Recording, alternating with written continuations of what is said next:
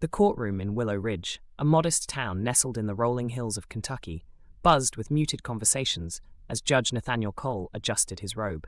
He had presided over countless cases in his 25-year career, but today felt different. The air seemed heavier, charged with an intangible tension he couldn't quite place. "All rise," the bailiff called, his voice firm and commanding. Nathaniel stood as the defendant entered, escorted by 2 deputies. He glanced up, prepared to maintain the usual impartial demeanor expected of his station, but as his eyes locked on the man before him, the pen in his hand slipped, clattering onto the bench. It was him. Nathaniel's breath hitched, but he quickly masked it, his practiced composure shielding the storm raging inside. The man standing in shackles, his head slightly bowed, was none other than Aaron Caldwell, the boy who had once been his best friend. They had shared lunches under the shade of the old sycamore tree, raced bikes down the dirt trails behind their school, and stolen a shared moment of adolescent rebellion, lighting fireworks one 4th of July. That was decades ago. Aaron Caldwell wasn't the bright-eyed boy with boundless energy anymore. The man before him was weathered, his face marked with the lines of time and hardship. His eyes, however, hadn't changed, steel-grey depths now shadowed with a sadness Nathaniel couldn't ignore. "Your Honor." The prosecutor's voice snapped Nathaniel back to the present. He cleared his throat, gripping his gavel tightly. "Proceed." The charges were read aloud: aggravated assault, breaking and entering, a string of offences that didn't match the Aaron he remembered. Nathaniel's stomach churned, but he couldn't afford to show even a flicker of emotion. Not here. Not now. Aaron finally looked up, his gaze scanning the room before landing squarely on Nathaniel. For a brief moment, the world seemed to tilt. His eyes widened with recognition, and his lips parted as if to speak, but he stopped himself. Nathaniel fought to steady his breathing. He couldn't let this derail him. He was a judge, a symbol of fairness and objectivity. Yet, as the prosecutor outlined the gruesome details of the crime, he couldn't shake the memories flooding his mind. Aaron teaching him how to fish in the creek, patching up each other's scraped knees, sneaking into the drive-in to watch movies neither of their families could afford. The courtroom was now silent, except for the prosecutor's voice echoing off the walls. Nathaniel barely heard him. All he could focus on was Aaron, his Aaron, now standing as a man accused of something unthinkable. The gavel hit the bench. "Court is in recess," Nathaniel announced abruptly, his voice cracking slightly as he retreated to his chambers. His mind raced. How had Aaron ended up here? And why, after all these years, did their paths cross in this way? Nathaniel shut the door to his chambers, leaning heavily against it as his heart pounded in his chest. He rubbed his temples, willing himself to focus, but his mind kept drifting to the past. Willow Ridge in the 1970s was a different place, smaller, simpler, and full of possibilities. Nathaniel had been a studious boy with dreams of becoming a lawyer, while Aaron, restless and daring, was the town's golden boy, equally loved and envied. The two were an inseparable pair, their bond forged in shared secrets and adventures. But life had a way of pulling people apart. By high school, Nathaniel's focus had shifted to academics, while Aaron, disillusioned with the constraints of their small town, began to drift. Nathaniel remembered the day Aaron told him he was leaving. "They'll choke me if I stay here," Aaron had said, frustration and sadness blending in his voice as he kicked at the dirt beneath his boots. "Then fight back," Nathaniel had pleaded. "You don't have to leave."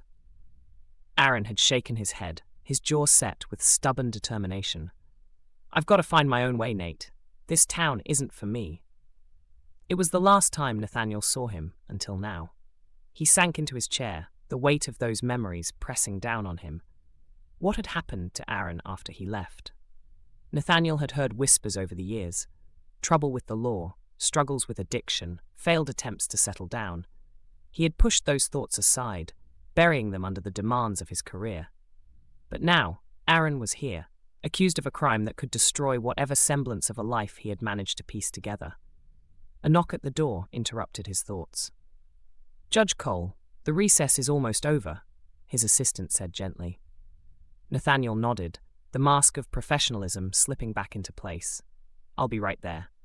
When he returned to the courtroom, Aaron's gaze found him again, this time with something unspoken in it.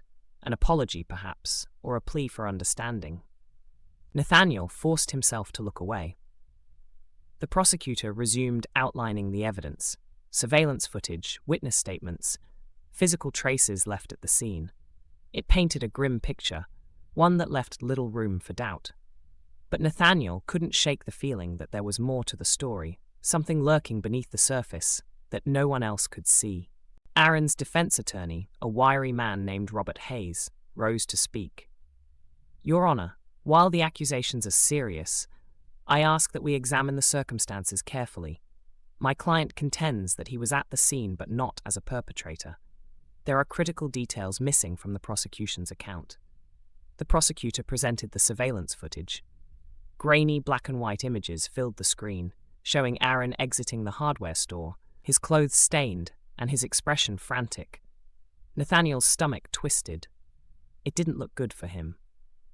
Then came the witness statements. A neighbor had seen a man matching Aaron's description lingering near the store earlier that evening. Another reported hearing an argument shortly before the break-in. Aaron had been found less than a mile from the scene, his injuries consistent with a struggle, and in possession of tools matching those stolen from the store. Robert Hayes countered. "My client was there, but not to commit a crime. He acted in self-defense after being attacked by an unknown assailant. We intend to provide evidence that Mr. Caldwell is not the aggressor in this situation." Nathaniel leaned back in his chair, his mind racing. Aaron's involvement was undeniable, but the circumstances were murky. The prosecutor's version painted him as a dangerous criminal, while the defense suggested he was a victim of unfortunate circumstances. As the arguments continued, Nathaniel replayed the surveillance footage in his mind. Something about Aaron's body language struck him.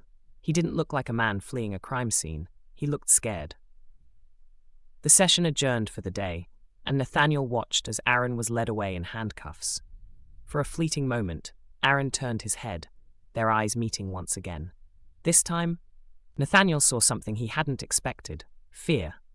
Not the fear of a guilty man, but the fear of someone who knew he was out of options. That night, Nathaniel lay awake, his thoughts refusing to quiet. By morning, the weight of the decision before him felt almost unbearable. Should he recuse himself from the case? It was the ethical choice, the one he'd counsel any other judge to make. But a nagging voice in his mind kept asking, if not you, then who? Would another judge see what he saw? The boy who had once been good, who might still be good, buried beneath the years. By the time court was back in session, Nathaniel had made his decision. He wouldn't step down, at least not yet, not until he was sure he couldn't remain impartial. His gavel struck the bench, calling the court to order. The defense began presenting its case. Robert Hayes called Aaron to the stand, a move that surprised everyone. Defendants rarely testified. Aaron walked to the witness stand, his shoulders squared but his hands trembling slightly. He took the oath, his voice steady but subdued. "Mr. Caldwell," Hayes began, "can you describe your actions the evening of the alleged crime?" Aaron cleared his throat. "I was walking past the hardware store when I heard yelling. At first, I thought it was just an argument, but then I heard something break. I went to check it out. And what happened next? I saw a man. He was attacking Mr. Daniels. I tried to intervene, but the guy turned on me. We fought, and he ran off. I stayed to help Daniels, but when I saw the police lights, I panicked and ran. I shouldn't have, but I didn't think anyone would believe me." The courtroom murmured, but Nathaniel silenced it with a sharp rap of his gavel. "Order," he said, his voice firm, though inside his heart was pounding. Hayes continued. "You mentioned a man attacking Mr. Daniels. Did you recognize this person?" Aaron shook his head. "No. He was wearing a hoodie, and it was dark. I couldn't see his face. Why didn't you stay to explain this to the authorities?" Aaron hesitated, his gaze dropping to his hands. "Because of my record. People like me don't get second chances." The words hung heavy in the air. Nathaniel's chest tightened. He knew the truth behind them. Willow Ridge wasn't kind to people with past mistakes, and Aaron's history made him an easy scapegoat. As the questioning continued, Nathaniel caught himself watching Aaron closely. His voice, his demeanor, they felt genuine. But was he seeing the truth, or was his memory of who Aaron once was clouding his judgment? By the end of the day, Nathaniel felt no closer to clarity. Aaron's testimony had poked holes in the prosecution's case, but it hadn't exonerated him. The decision Nathaniel faced was growing more complicated, and he knew the stakes were too high to let his emotions take the lead. The final day of the trial arrived, cloaked in an air of expectation so thick it was almost suffocating. Nathaniel took his seat, his face a mask of calm, though his thoughts churned beneath the surface. The jury filed in, their expressions grave, and Nathaniel's pulse quickened. "Has the jury reached a verdict?" he asked, his voice steady. A middle-aged woman in the front row, the jury foreperson, stood holding a folded piece of paper. "We have, Your Honor. Please hand it to the bailiff." The seconds dragged as the bailiff carried the verdict to Nathaniel. He unfolded the paper, his eyes scanning the words written in crisp black ink. He felt a momentary flicker of relief, but it was quickly replaced by the weight of what he would have to say next. He looked out at the courtroom, his gaze briefly meeting Aaron's. His face was unreadable, but his hands were clasped tightly in his lap, the knuckles white. Nathaniel took a steadying breath and addressed the jury. In the case of the state of Kentucky versus Aaron Caldwell, the jury finds the defendant not guilty. The room erupted, gasps, whispers, and the faint sound of someone crying in relief. Aaron's shoulders sagged as though the weight of the world had been lifted. But Nathaniel could see it in his eyes. The fight wasn't over. For Aaron, this was just one battle in a larger war to rebuild his life. "Order," Nathaniel called, striking his gavel. The noise subsided, and he addressed the court. "The defendant is free to go. Court is adjourned." As Aaron was unshackled, his eyes sought Nathaniel's. He approached the bench cautiously. The courtroom had mostly cleared, leaving just the two of them. "Thank you," Aaron said quietly, his voice rough with emotion. Nathaniel hesitated. "I didn't make the decision, Aaron. The jury did." Aaron nodded, a faint smile tugging at the corner of his lips. "Still, thank you." For a moment, they stood in silence, the weight of their shared history hanging between them. Nathaniel wanted to say so much, to ask where Aaron would go now, what he would do if he would finally find peace. But the words caught in his throat. "I hope this is a turning point for you." "Enu," Nathaniel said at last, his voice soft but firm. "Don't waste it." Aaron's expression turned serious. "I won't." As Aaron walked out of the courtroom, Nathaniel watched him go, a mixture of relief and sorrow settling over him. He had done his job, maintained his impartiality, upheld the law, but the personal cost was greater than he had anticipated. The case had forced him to confront his own biases, his own humanity. Later that evening, as Nathaniel sat in his quiet chambers, he reflected on the trial. Aaron's story wasn't unique, not in a system that often judged people more for their past than for their potential. But today had been a victory, not just for Aaron, but for the idea that redemption was possible, that people could change if given the chance. Nathaniel picked up the framed photo of his father from his desk, his words echoing in his mind. "Justice is blind, son, but fairness takes heart." Nathaniel smiled faintly. He couldn't change Aaron's past, but maybe, just maybe, this verdict had given him the chance to write a better future.